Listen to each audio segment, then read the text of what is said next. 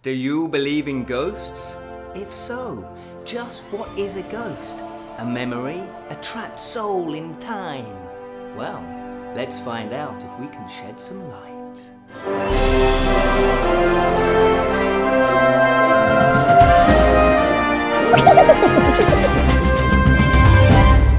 Hello and welcome to the Bottled Imp, exploring the realms of fantasy. My name is Ken Boyter and today we're going to be looking at the third of these films on this box set, which is The Devil's Backbone, and it's directed by my good friend Guillermo, I'm sure that's how you pronounce it, del Toro. And Devil's Backbone was directed back, and released I should say, in 2001. I was going to say you already know who's directed it. And I happen to have reviewed Pan's Labyrinth previously, and also Kronos, so I was very excited to see what The Devil's Backbone has to offer.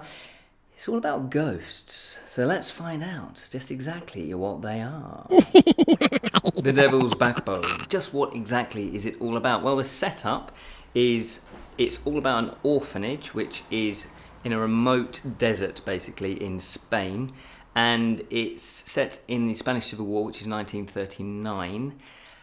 There's two people that run this orphanage, and their names are, forgive the pronunciation, Casares, we'll go with that, shall we? Casares and Carmen. I can do the Carmen. And they, as I say, they run this orphanage, which is pretty dilapidated. It's run down. It's a huge kind of fort. It looks like an old fort, like a military fort, and it's run down.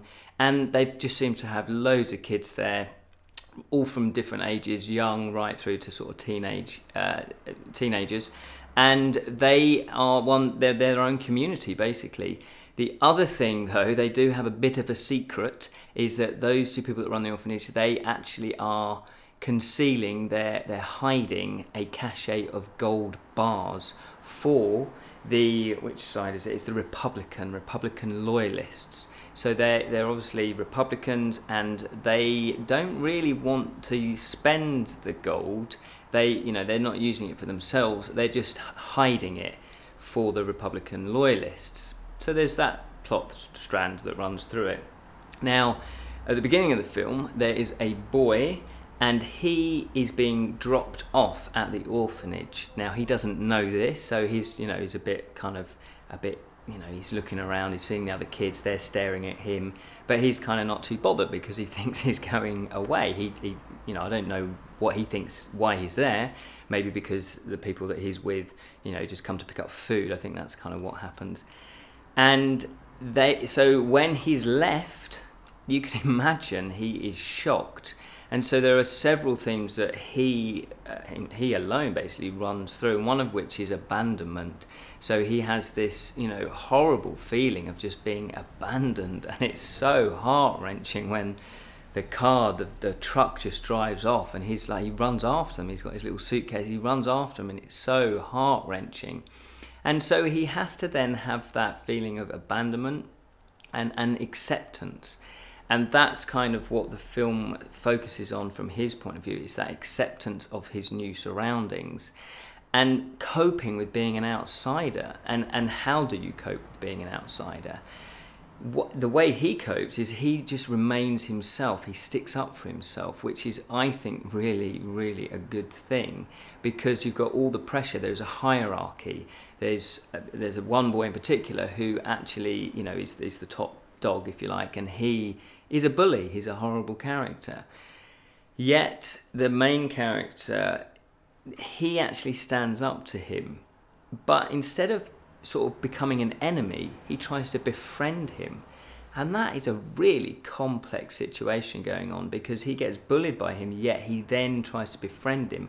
He has a stash of comics that the other kids, they haven't got comics, so he kind of uses that as leverage to befriend them. And it comes down to survival as well. He has to survive in these harsh surroundings that he's not used to. He doesn't know anyone, and yet he's been dumped there. And he copes really, really well with that. And so the film unfolds in a really natural way. Can I just point out, all the child acting is fantastic. Totally believable. You totally think that they are there. fantastic acting, really, really love it. Other themes are justice and about what exactly justice is. Because obviously you've got the law, which is a type of justice, but what about, I don't know what they call it, must be a name for it, but human justice, I guess. So say someone punches you in the face, what's the justice? How do you get justice? Do you punch them in the face? And that's where it delves into this whole, eye for an eye situation. And that is the setup just from the human point of view. Of course, it's Guillermo del Toro. He's going to bring other aspects into it. He's going to bring the supernatural into it. And it opens up with a really brilliant premise about what is a ghost. What exactly is it? Is it a memory? Is it a thought? Is it a vision? Is it a dream? And it starts to explore that. Is it somebody trapped in time that they can't move on? And so what happens is, I don't want to give too many spoilers away, but you start to see a boy who is actually crossed over, who's a spirit, and he's all looking horrible, he's looking a bit disheveled. So you kind of know that somehow there was a violent death, he suffered a violent death. And you're not quite sure how the two are going to connect. But what happens is the boy actually identifies with the spirit, and they seem to identify with each other. They seem to be kindred spirits, if you like. And there are two other adults who are also helping out run the orphanage. And one of them's like a bit of a handyman. He's a bit of a, he's a beefy kind of guy who's good looking. And he himself was an orphan at that place. And he has an influence on these children because he's like a big brother. So again, you've got the theme of families and what makes up family. And then you've got betrayal. Even families can betray each other.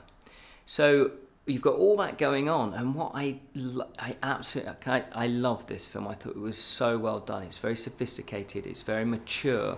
Now, I'm not a massive out-and-out horror fan because I don't, my misinterpretation of horror, because the more I'm delving into horror, the more I'm thinking, yeah, good horror is actually what good fantasy is. It's about the characters, it's about their predicament, it's about good storylines. And the shock value of horror, that's kind of secondary. And this is what Del Toro does. He gives you a fantastic actual story. If you take away the supernatural bit, you've still got a great story, but add in the supernatural bit and you've got an even better story. It's just that extra layer. And I really appreciate that because you, as an audience, you want to like the characters, you want to engage in the characters. You don't have to like all the characters, obviously, but you need to be interested and you need to invest emotionally in them. And this film does this. It's so well done. The production values are excellent. And the overall, I just had that feeling of, yeah, this is kind of like a really important film. It's up there on those films where you finish watching and you're still thinking about it. You're actually really still engrossed in the film. And interestingly enough, you can see the development of Del Toro as a director.